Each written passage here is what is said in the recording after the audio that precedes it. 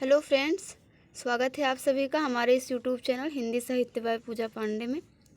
Friends, इस video में हम जो है बिहार का जो भी पेपर हुआ था 6 to 8 का हिंदी का पेपर, उसे ही हम सॉल्व करेंगे।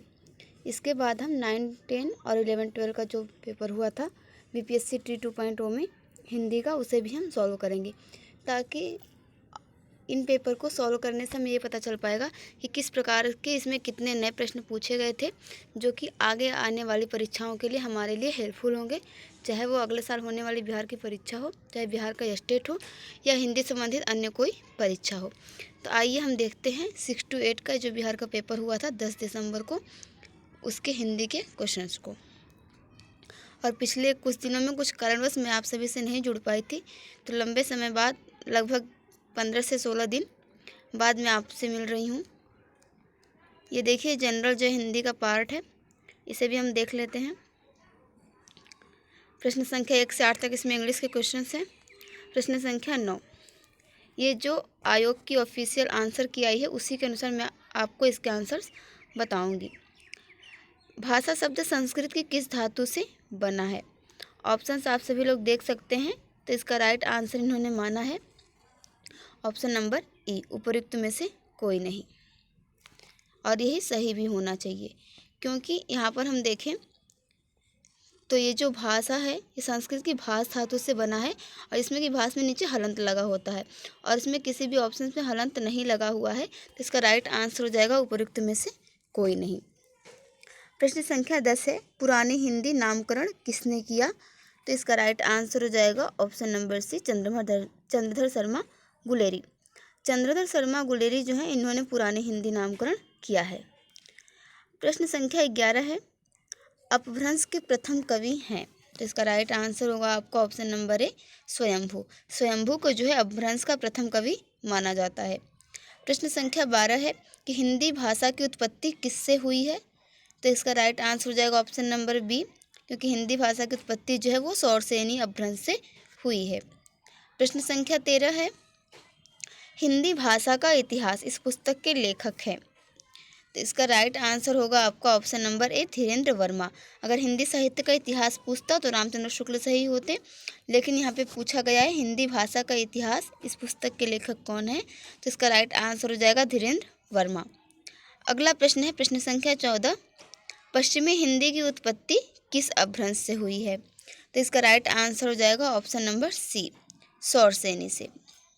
सौरसेनी जो अपभ्रंश है, इसी से पश्चिमी हिंदी की उत्पत्ति हुई है। प्रश्न संख्या 15 है, खड़ी बोली हिंदी का प्रथम महाकाव्य है? कौन से महाकाव्य को हम लोग हिंदी का प्रथम महाकाव्य मानते हैं खड़ी बोली में? तो इसका राइट आंसर हो जाएगा ऑप्शन नंबर ए, प्रिय प्रवास। प्रश्न संख्या 16 है कि हिंदी भाषा के अंतर्गत आने वाली उपभाषाओं की संख्या है? तो हम सभी जानते हैं कि हिंदी भाषा के अंतर्गत जितनी उपभाषाएं आती हैं वो हैं 5, कुल 5 उपभाषाएं जो है वो हिंदी भाषा के अंतर्गत आती हैं।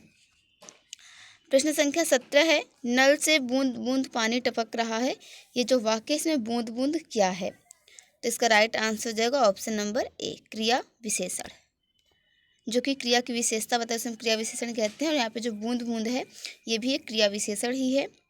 प्रश्न संख्या 18 है, मगही किस उपभाषा की बोली है? इसका राइट आंसर होगा ऑप्शन नंबर सी, बिहारी।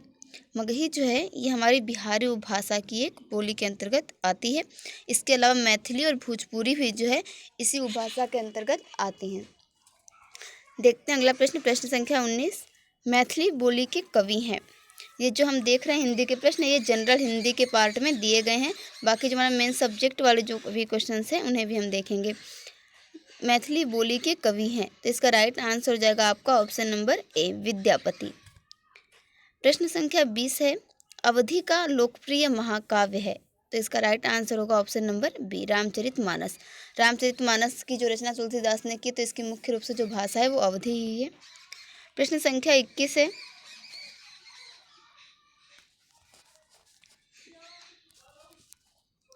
य, घ और थ में कौन सी ध्वनि जो है वो महाप्राण है? जैसा कि हम जानते हैं कि सभी वर्ग के दूसरे और चौथे जो व्यंजन होते हैं वो क्या होते हैं, महाप्राण होते हैं। तो इसका राइट आंसर हो जाएगा ऑप्शन नंबर डी, उपयुक्त में से एक से अधिक, क्योंकि इसमें हम जो घ देखेंगे ये भी चौथा वर्ग है, और जो थ देखेंगे ये दूसरा व्यंजन है। ये पहले वर्ग का चौथा व्यंजन है और ये तीसरे चौथे वर्ग का जो है दूसरा व्यंजन है, घ और थ। तो ये दोनों ही महाप्राण हैं, तो इसका राइट आंसर हो जाएगा 1 से अधिक। प्रश्न संख्या 22 है, किन ध्वनियों को अनुस्वार कहा जाता है? तो इसका राइट आंसर हो जाएगा ऑप्शन नंबर बी। स्वर के बाद आने वाली जो नासिक की ध्वनियाँ होती हैं उन्हें हम अनुस्वार कहते हैं। प्रश्न संख्या 23 है, ससुराल शब्द में कौन सा प्रत्यय शब्द प्रयुक्त हुआ है? इसका राइट आंसर हो जाएगा ऑप्शन नंबर बी, आल। ससुराल में हम देखेंगे तो आल प्रत्यय लगा हुआ है। प्रश्न संख्या 24 है, किस समास में अंतिम पद प्रधान होता है? इसका राइट आंसर होगा ऑप्शन नंबर ए, तत्पुरुष। तत्पुरुष समास में जो है अंतिम पद प्रधान होता है। प्रश्न संख्या 25 है, अनेकार्थी शब्द टीका का अर्थ कौन सा नहीं है? तो इसका राइट आंसर हो जाएगा ऑप्शन नंबर ए, पार्श्व। यहाँ पर देखिए इन्होंने पार्श्व को माना है कि टीका का अर्थ जो है फलदान भी होता है और तिलक भी होता है, लेकिन पार्श्व नहीं होता। प्रश्न संख्या 26 है, कड़, चिन्ह तथा शून्य किस एक शब्द के अनेकार्थी शब्द हैं? तो इसका राइट आंसर होगा ऑप्शन नंबर ई, उपयुक्त में से कोई नहीं। ठीक है, क्योंकि इसमें से कोई भी शब्द ऐसा नहीं है जो इन तीनों को परिभाषित करे। प्रश्न संख्या 27 देखते हैं, हिंदी में ह्रस्व स्वर कौन से हैं? तो इसका राइट आंसर हो जाएगा ऑप्शन नंबर ए, अ और ई। जितने भी यहाँ पे दिए गए इसमें से अ, ई जो हैं ये हिंदी के ह्रस्व स्वर हैं। प्रश्न संख्या 28 है, हिंदी वर्णमाला में महाप्राण व्यंजन है? तो इसका राइट आंसर हो जाएगा आपका ऑप्शन नंबर ए, ख और घ। ये भी हमने ऊपर भी चर्चा की थी, ये दोनों क्या है, महाप्राण व्यंजन हैं। प्रश्न संख्या 29 है, हिंदी के ओष्ठ व्यंजन है? तो इसका राइट आंसर होगा ऑप्शन नंबर ई, उपयुक्त में से कोई नहीं। इनमें से कोई भी व्यंजन ऐसे नहीं है जिनका उच्चारण स्थान ओष्ठ होता हो। प्रश्न संख्या 30 है, संविधान सभा द्वारा हिंदी को भारत की राजभाषा के रूप में कब स्वीकार किया गया? तो आप सभी लोग जानते ही होंगे कि हिंदी को जो है राजभाषा के रूप में 14 सितंबर 1949 को स्वीकार किया गया।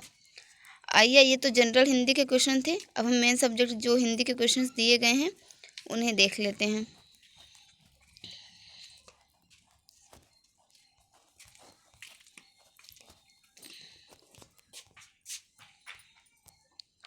ये आपके प्रश्न संख्या 80 से शुरू होंगे।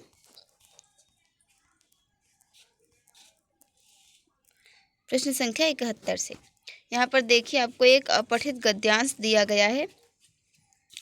मैं एक बार गद्यांश को पढ़ लेती हूँ शीघ्रता से, उसके बाद फिर हम इसके क्वेश्चंस को भी देखेंगे, क्योंकि जिन्होंने पेपर दिया होगा उनके पास से पेपर होगा और उसे सिर्फ वो क्वेश्चन से देख सकते हैं। लेकिन जिन्होंने परीक्षा नहीं दी है 6 to 8 की बिहार वाली, उनके लिए एक बार हम पैराग्राफ पढ़ लेते हैं शीघ्रता से, फिर प्रश्नों को देखेंगे। ज्ञान के परिदृश्य में पूरा विश्व तेजी से परिवर्तन के दौर से गुजर रहा है। बिग डेटा, मशीन लर्निंग और आर्टिफिशियल इंटेलिजेंस जैसे क्षेत्रों में हो रहे बहुत से वैज्ञानिक और तकनीकी विकास के चलते एक और विश्व भर में अकुशल कामगारों की जगह मशीनें काम करने लगेंगी, और दूसरी ओर डेटा साइंस, कंप्यूटर साइंस और गणित के क्षेत्रों में ऐसे कुशल कामगारों की ज़रूरत और मांग बढ़ेगी जो विज्ञान, समाज विज्ञान और मानविकी के विविध विषयों में योग्यता रखते हों।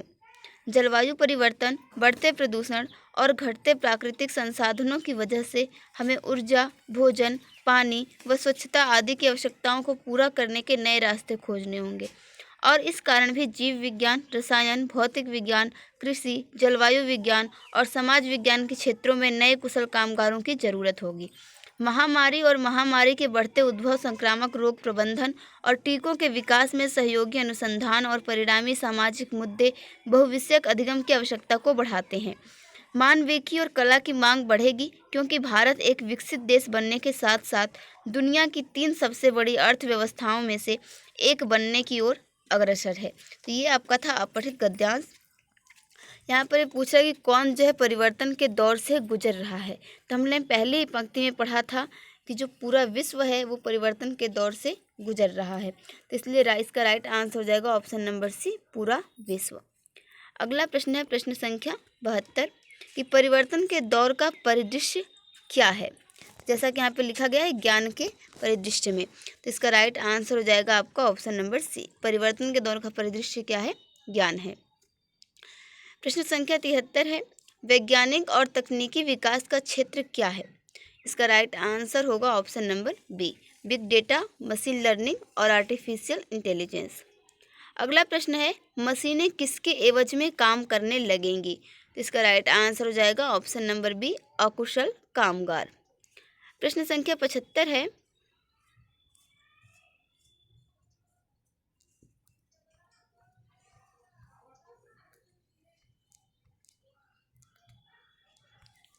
कि कुशल कामगारों की मांग जो है वो किस क्षेत्र में बढ़ेगी? तो इसका राइट आंसर हो जाएगा ऑप्शन नंबर डी, उपर्युक्त में से एक से अधिक, क्योंकि इन सभी क्षेत्रों में जो है वो कुशल कामगारों की मांग बढ़ेगी इस गद्यांश के अनुसार। तो इसका राइट आंसर होगा उपर्युक्त में से एक से अधिक। अगला प्रश्न है, हमें नए रास्ते खोजने होंगे, किसके लिए? तो इसका राइट आंसर हो जाएगा ऑप्शन नंबर बी, ऊर्जा, भोजन, पानी व स्वच्छता आदि के लिए हमें नए रास्ते खोजने होंगे। प्रश्न संख्या 77 है, नए कुशल कामगारों की जरूरत किन क्षेत्रों में है? इसका राइट आंसर होगा ऑप्शन नंबर डी, उपर्युक्त में से एक से अधिक। प्रश्न संख्या 78 है, महामारी रोकने के लिए आवश्यक है। तो इसका राइट आंसर होगा ऑप्शन नंबर बी, संक्रामक रोग प्रबंधन व टीकों का विकास। अगला प्रश्न है, भारत कैसा देश बनने की दिशा में अग्रसर है? तो इसका राइट आंसर हो जाएगा इस गद्यांश के अनुसार आपका ऑप्शन नंबर ए, विकसित। भारत एक विकसित देश बनने की दिशा में अग्रसर है। अगला प्रश्न है, 3 सबसे बड़ी अर्थव्यवस्थाओं में से एक बनने की ओर अग्रसर है। इसका राइट आंसर होगा ए, आपका भारत। अगला प्रश्न जो है उससे पहले ये अपठित गद्यांश दिया गया है, इसे भी हम एक बार पढ़ लेते हैं। बंकिम चंद्र चटर्जी द्वारा संचालित बंग दर्शन मासिक पत्रिका उनके देहांत के पश्चात बंद हो गया था, जिसे रविंद्रनाथ टैगोर ने सन 1901 में पुनः प्रकाशित करना आरंभ किया।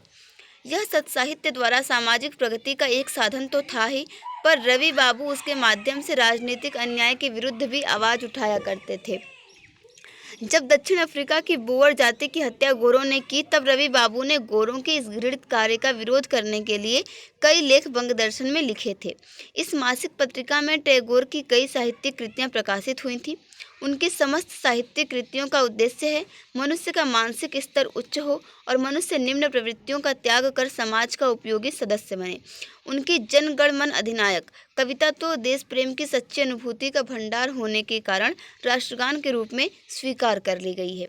ये था आपका अपठित गद्यांश दूसरा। अब इस पर आधारित कुछ प्रश्नोत्तर हैं जिन्हें हम देखते हैं। प्रश्न संख्या 81 है कि बंकिम चंद्र चटर्जी के समय बंगदर्शन पत्रिका का उद्देश्य क्या था? तो इसका राइट आंसर हो जाएगा ऑप्शन नंबर सी, सत साहित्य द्वारा सामाजिक प्रगति। अगला प्रश्न है, रविंद्रनाथ टैगोर ने अपने लेख में गोरों का विरोध कब किया? तो इसका राइट आंसर होगा ऑप्शन नंबर ए, जब गोरों द्वारा दक्षिण अफ्रीका की बोअर जाति की हत्या की गई। अगला प्रश्न है कि जनगण मन अधिनायक के राष्ट्रगान बनने का कारण क्या है? इसका राइट आंसर होगा ऑप्शन नंबर बी, इस कविता में व्याप्त देश प्रेम की सच्ची अनुभूति ही इसके राष्ट्रगान बनने का कारण है। प्रश्न संख्या 84 है कि रविंद्रनाथ टैगोर ने बंगदर्शन पत्रिका का पुनः प्रकाशन किया। इसका राइट आंसर हो जाएगा ऑप्शन नंबर डी, उपर्युक्त में से एक से अधिक, क्योंकि इसमें से ये दोनों ही कारण हैं जो कि बंगदर्शन पत्रिका का पुनः प्रकाशन जब रविंद्रनाथ टैगोर ने किया, तो इसलिए इसका राइट आंसर होगा उपर्युक्त में से एक से अधिक। प्रश्न संख्या 85 है, रविंद्रनाथ टैगोर की साहित्यिक कृतियों का उद्देश्य है। इसका राइट आंसर होगा ऑप्शन नंबर सी, मनुष्य अपनी निम्न प्रवृत्तियों का त्याग कर समाज का उपयोगी सदस्य बने। अगला प्रश्न है प्रश्न संख्या 86। यहाँ पर देखेंगे तो प्रश्न संख्या 86 से 90 तक जो भी प्रश्न है उनसे पहले एक और अपठित गद्यांश दिया गया है। जिस भूमि की मिट्टी से तुम्हारा देह बना है, जिसकी गंगा का तुमने निर्मल जल पिया है और जिसके गौरव के सामने संसार का कोई देश ठहर नहीं सकता, उस पवित्र भारत भूमि में रहते हुए तुम उसके यश को उज्जवल करोगे, यह मुझे पूरी आशा है। इसके साथ ही जिस सरस्वती की कोख से तुमने दूसरा जन्म लिया है उसे मत भूलना। किसी भी काम को करते हुए सावित्री माता की उपासना से विमुख न होना। आइए प्रश्न देख लेते हैं कि किस मिट्टी से देह बनी है। तो इसका राइट आंसर हो जाएगा ऑप्शन नंबर बी, भारत की मिट्टी। अगला प्रश्न है,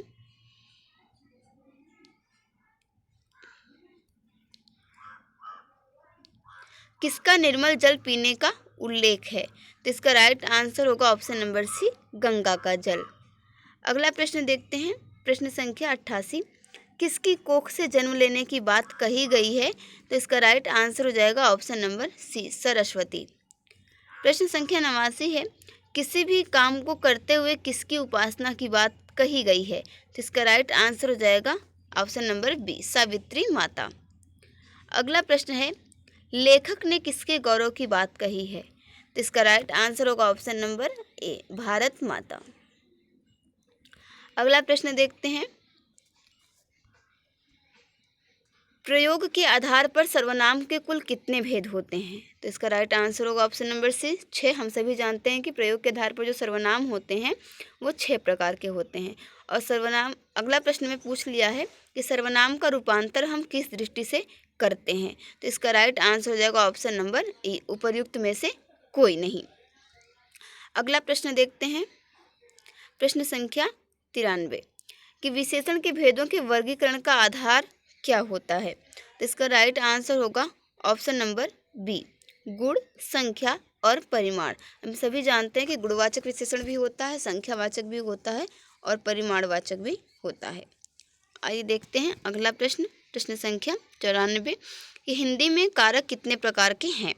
तो इसका राइट आंसर हो जाएगा ऑप्शन नंबर ए, हिंदी में कुल 8 प्रकार के कारक होते हैं।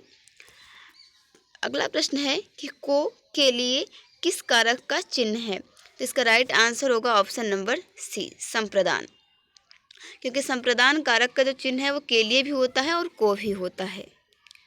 जैसे राजा ने भिखारी को कंबल दान दिया, तो यहाँ पे के लिए नहीं आया है, लेकिन यहाँ पे को जो विभक्ति है वहाँ पे संप्रदान कारक होगा। इस प्रकार से जो दोनों चिन्ह होंगे ये संप्रदान के हो जाएंगे। अगला प्रश्न है, जिसके लिए कुछ किया जाए या जिसको कुछ दिया जाए, इसका बोध कराने वाले शब्द रूप को कहते हैं। तो इसका भी राइट आंसर हो जाएगा आपका ऑप्शन नंबर सी, संप्रदान कारक। अगला प्रश्न है, क्रिया के जिस रूप से क्रिया के होने का समय तथा उसकी पूर्णता या अपूर्णता का बोध हो उसे क्या कहते हैं? तो इसका राइट आंसर होगा ऑप्शन नंबर बी, काल। अगला प्रश्न है, यदि वर्षा होगी तो फसल अच्छी होगी, यह किस काल का उदाहरण है? तो इसका राइट आंसर हो जाएगा ऑप्शन नंबर ए, भविष्यत काल। अगला प्रश्न है, जब दो शब्द समास युक्त होकर किसी तीसरे शब्द का विशेषण बन जाएं तो उसे क्या कहते हैं? तो इसका राइट आंसर होगा ऑप्शन नंबर बी, बहुव्रीहि समास। अगला प्रश्न है, निम्नलिखित में से गुण संधि का उदाहरण कौन सा है? तो इसका राइट आंसर होगा ऑप्शन नंबर सी, महोत्सव। महोत्सव में गुण संधि है। अगला प्रश्न है, अ आ के बाद ए अय हो तो अय और आ के बाद ओ औ हो तो औ होगा, यह परिवर्तन किस संधि में होता है? तो इसका राइट आंसर हो जाएगा ऑप्शन नंबर सी, वृद्धि संधि। अगला प्रश्न है, सौजन्यता, उज्ज्वल, भ्रातागण उपरोक्त शब्दों का शुद्ध रूप कौन सा है?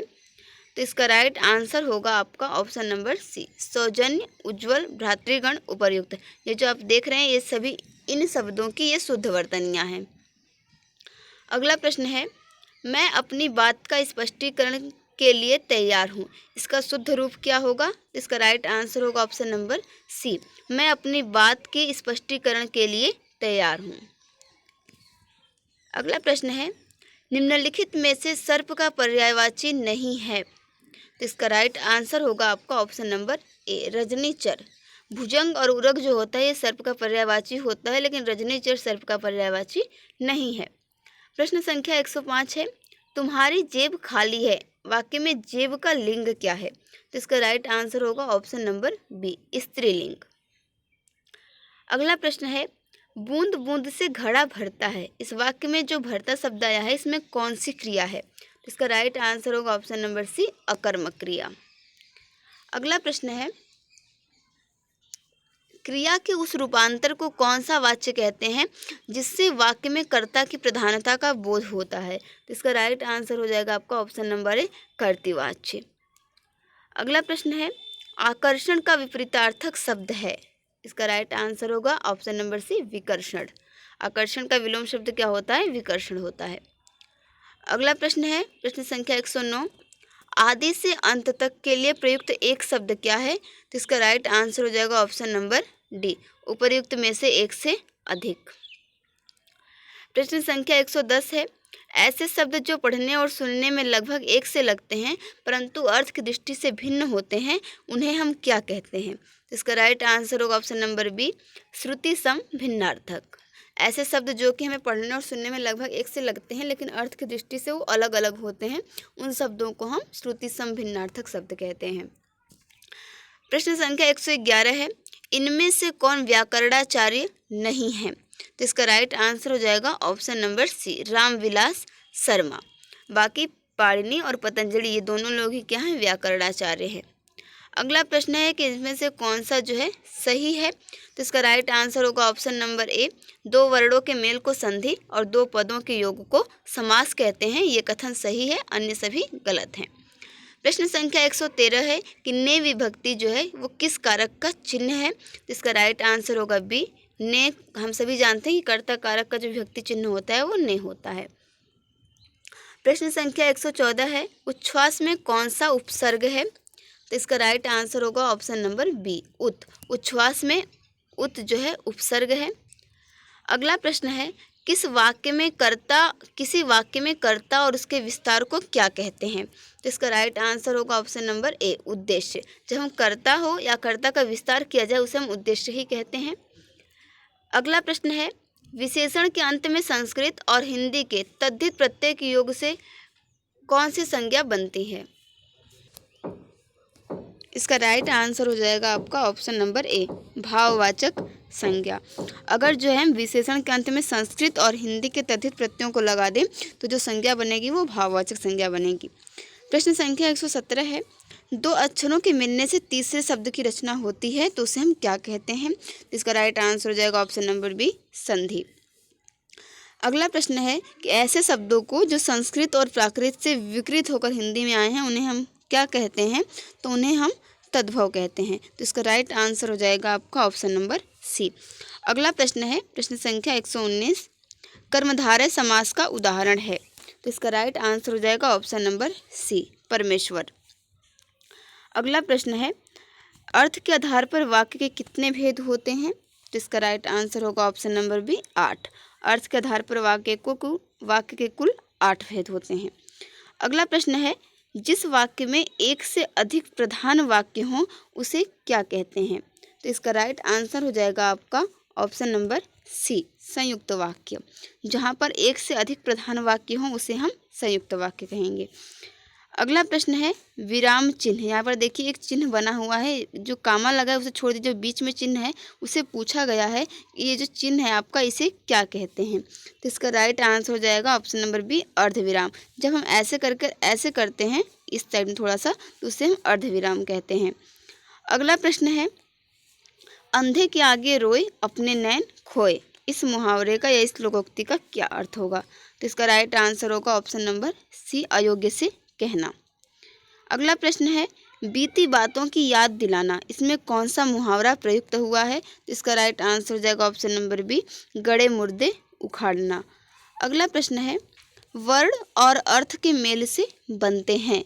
तो इसका राइट आंसर होगा ऑप्शन नंबर बी, शब्द।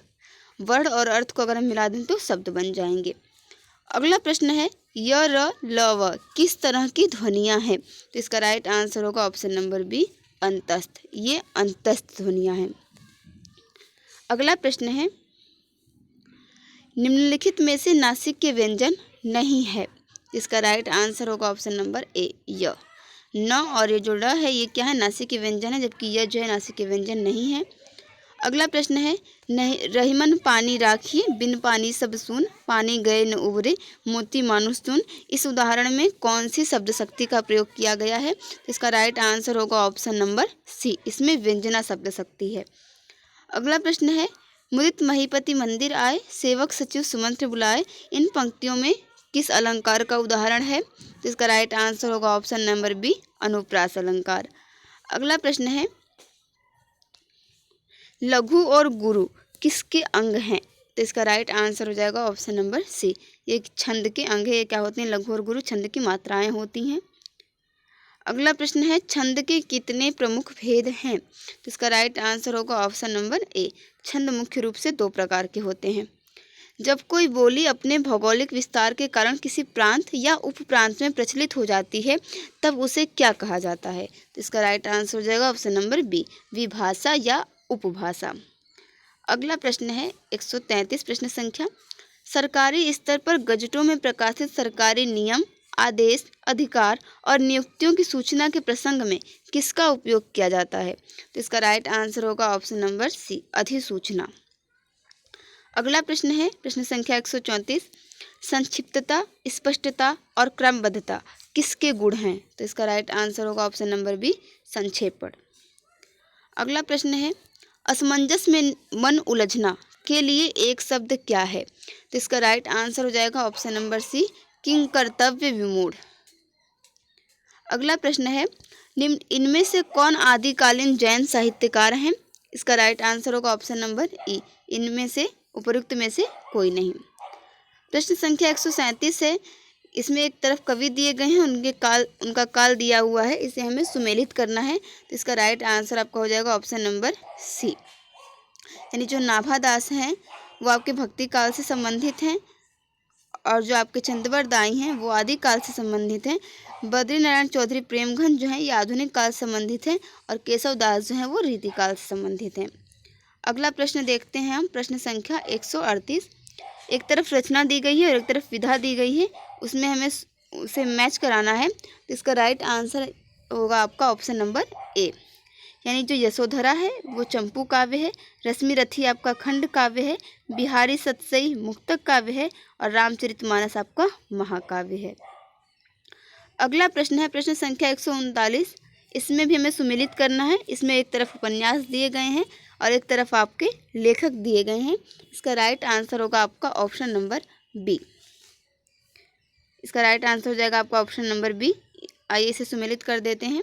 जो निर्मला है ये आपका प्रेमचंद का उपन्यास है, त्यागपत्र आपका जैनेन्द्र कुमार इसके लेखक हैं, कंकाल जो है वो जयशंकर प्रसाद का उपन्यास है और गिरती दीवारें जो है वो उपेंद्र नाथ अस्क द्वारा लिखा गया उपन्यास है। अगला प्रश्न है आचार्य रामचंद्र शुक्ल ने हिंदी साहित्य के इतिहास के आधुनिक काल का नामकरण किया है। इसका राइट आंसर होगा ऑप्शन नंबर सी, गद्यकाल। अगला प्रश्न है इनमें से कौन पत्रकार के रूप में प्रसिद्ध हैं? तो इसका राइट आंसर होगा option number C, Ganesh Shankar Vidyarthi. अगला प्रश्न है निम्नलिखित साहित्य इतिहास ग्रंथों को उनके लेखकों के साथ सुमेलित कीजिए तथा सही कूट का चयन कीजिए। तो ये भी हमें एक सुमेलित करने से संबंधित एक प्रश्न है जिसका राइट आंसर होगा आपका ऑप्शन नंबर बी, यानी शिव सिंह सरोज जो है इसके लेखक है Shiv Singh Sengar. Modern vernacular literature of Hindustan इसके लेखक हैं ग्रियर्सन। हिंदी साहित्य का इतिहास रामचंद्र शुक्ल ने लिखा है और मिश्र बिंदु विनोद जो है वो मिश्र बंधुओं की रचना है। अगला प्रश्न देखते हैं। इसमें हमें समास दिए गए हैं और उनके से संबंधित उदाहरण हैं जिनको हमें सुमेलित करना है प्रश्न संख्या 143 में। तो इसका राइट आंसर होगा ऑप्शन नंबर सी। अव्ययीभाव में अव्ययीभाव समास का कौन सा उदाहरण है? यथाशक्ति। फिर है आपका तत्पुरुष, इसका उदाहरण होगा देशभक्ति। बहुव्रीहि का उदाहरण है पीताम्बर और द्वंद्व का उदाहरण है हाथापाई। अगला प्रश्न देखते हैं। अंग्रेजी के निम्नलिखित परिभाषित शब्दों को उनके हिंदी रूपांतरण के साथ सुमेलित करना है और सही कूट का चयन करना है। तो इसका राइट आंसर हो जाएगा ऑप्शन नंबर सी, जैसे है अकॉर्डिंग का होगा आपका तदनुसार। फिर है सेंसस, इसका हो जाएगा आपका ये जनगणना। बेसिक पे यानी मूल वेतन। एडजस्टमेंट यानी कि समायोजन। अगला प्रश्न है प्रश्न संख्या 145। इसमें एक तरफ लोकोक्ति दी गई है और एक तरफ अर्थ दिए गए हैं और इसे भी हमें सुमेलित करना है। तो इसका राइट आंसर होगा आपका ऑप्शन नंबर ए। जैसे हाथ कंगन को आरसी का यानी कि प्रत्यक्ष को प्रमाण की कोई आवश्यकता नहीं है। हाथी के दांत खाने की ओर और दिखाने की ओर यानी कि कथनी और करनी में अंतर है। सब धन 22 पसेरी यानी कि अज्ञानी के लिए अच्छी बुरी सब चीज़ें एक समान होती हैं। होनहार वीरवान की होत चिकने पात मतलब कि पूत के पाँव तो पालने में ही दिख जाते हैं। अगला प्रश्न है, ये भी आपका सुमेलित करना ही है, लेकिन इसमें वाक्य दिया गया है और अर्थ के आधार पर वाक्य के प्रकार दिए गए हैं। तो इसका राइट आंसर हो जाएगा ऑप्शन नंबर ए, हम खा चुके, ये विधिवाचक वाक्य है। उसने नहीं खाया, ये निषेधवाचक वाक्य है। क्या तुम खा रहे हो, ये प्रश्नवाचक वाक्य है।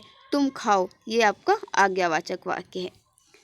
प्रश्न संख्या 147 देखते हैं कि शाब्दिक व्यंजना कहाँ होती है। तो इसका राइट आंसर होगा ऑप्शन नंबर बी, जहाँ अनेकार्थक शब्दों का प्रयोग होता है वहाँ पर शाब्दिक व्यंजना होती है।